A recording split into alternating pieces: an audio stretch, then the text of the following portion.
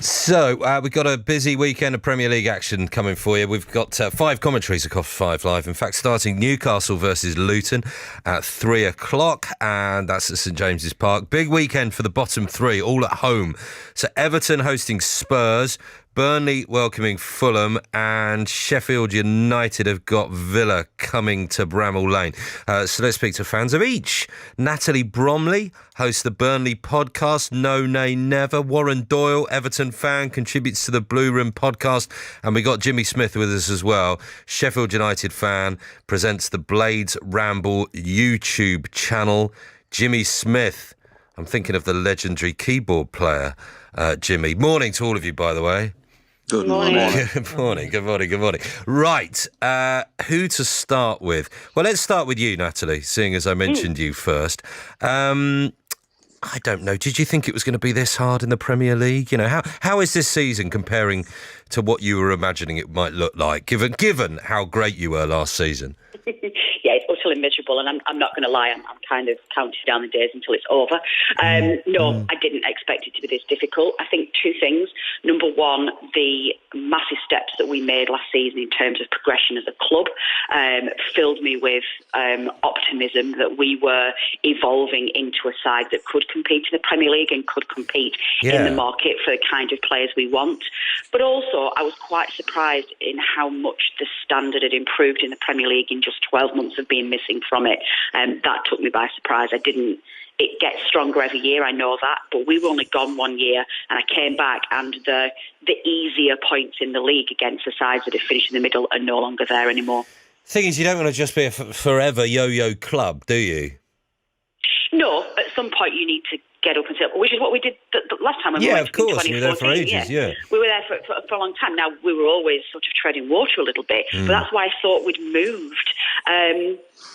Whether or not we do that again, I don't know, but we look like a struggling side from top to bottom at the moment. Yeah. But you know what? That's okay. Yeah. And Jimmy, it wasn't you I spoke to the other day, but I did speak to, I don't think it was, but I spoke to a Sheffield United fan on air who was basically saying, I'm not enjoying it. There's no, what fun is there in any of this? And you just sort of think to yourself, all that joy, all that elation means what in the end? We're used to it. Can we not go back to talking about curries instead? We're really enjoying it. Yeah. It's just, as a Blade, we are used to this, and it's what we say is it's never boring being a Blade, and we strive to be that yo-yo club that Natalie's trying to avoid becoming. And we have.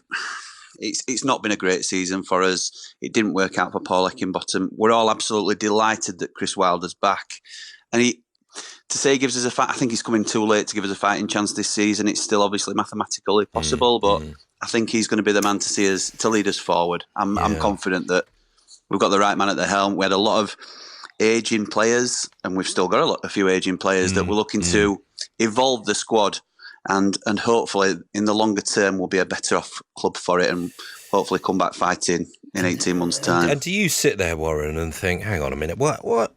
I mean, I know we speak now and again on air, don't we? But you're thinking, why shouldn't I even be involved in this conversation? You never take anything for a guarantee as an Evertonian. It's largely down to Luton's resurgence that we find ourselves where we are. Yeah. And it's obviously, I think, woken a few people up again that we've dropped into that bottom 3. And we've got a tough game against Spurs at home. Our trouble at the moment is this goal scoring. We're just not putting the ball in the back of the net.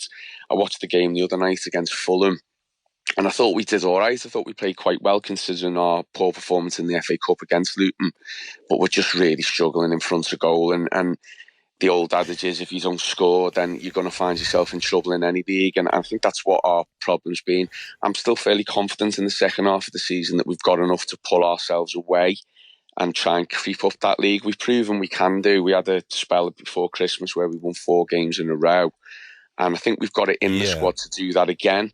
But I'm just concerned that, when you're down there, if you get on momentum can go the wrong way as well as going the right way if you start getting down there. And what's the buzz amongst fans? Because I remember when the points deduction happened, and I think that was kind of when you went on the run, wasn't it? And I remember talking to some Everton fans. He said, "This is what happens. You know, you put our backs against the wall, and we'll come out fighting." And I remember saying, "Well, is that going to still be the case? Are people going to be that dedicated to it? You know, as and when if you start losing games and all of that." And now I think you've won 1 in the last 9 in all competitions, haven't you? So, are fans still there with that fighting spirit, or is it a bit like, this wasn't quite the plan after we got that points deduction? Yeah, there's another protest, if you like, today before the game. So I think everyone's still firmly focused on taking their angst out on, you know, what's happened to us this season with regards to the points. I think the frustration has been just the way we've had this little run and this little spell. But I think, certainly the way it feels to me is that everyone is still determined to, you know, see this team across the line and give it its full backing. You know, as well, I think on the horizon, we've just had our season ticket announcement for next season, and we know it's our last season at Goodison next year. And, you know, I think there's going to be a lot of sadness when that happens, when we leave. But I think everyone's really keen to make sure that we're a Premier League club for the last season at Goodison Park. So the fans are still very firmly on side, albeit with a bit of frustration tinge with it at the minute with the way things have gone. Yeah. And I suppose all of you must have a bit of, well, I know there might be more points deduction to come, mightn't there, Warren?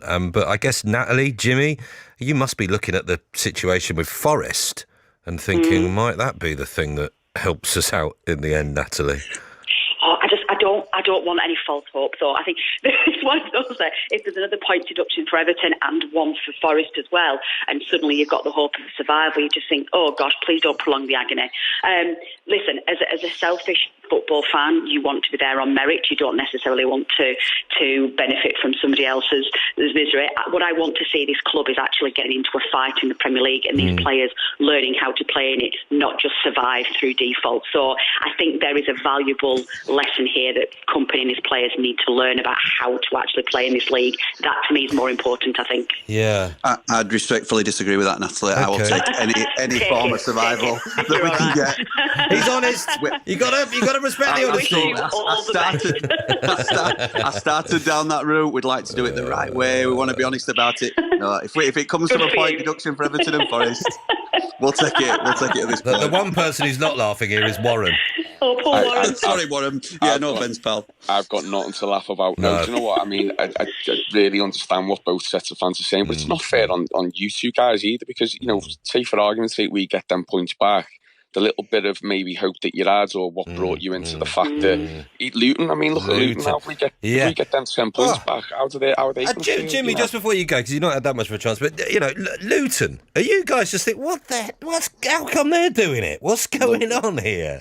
It's a really difficult one, because I'd love to cheer for Luton, in all honesty, because they are the ultimate underdog story. They were the team that everybody thought, these have got no chance, and they're the one team of the three that's really giving it a good go. It is largely linked, I think, to Everton's point deduction, like Warren's touched on there, but fair play to Luton. Obviously, we're still trying to catch them, so I can't cheer for them too much. But they are doing what we've done in years gone by, and being the underdog with backs against the wall. Confidence, isn't it? You know, absolutely momentum, right. all of that. They've done really well. Cliched you stuff, can't say any other. But it's true.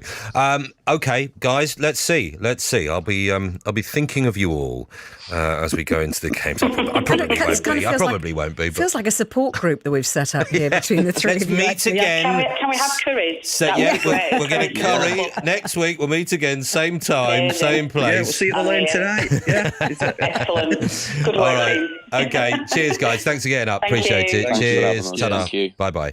That was Natalie Bromley, Warren Doyle, and Jimmy Smith. That was lovely, actually. That was. Very respectful and kind of sympathetic. Nice people. And we know your pain. Yeah. Indeed.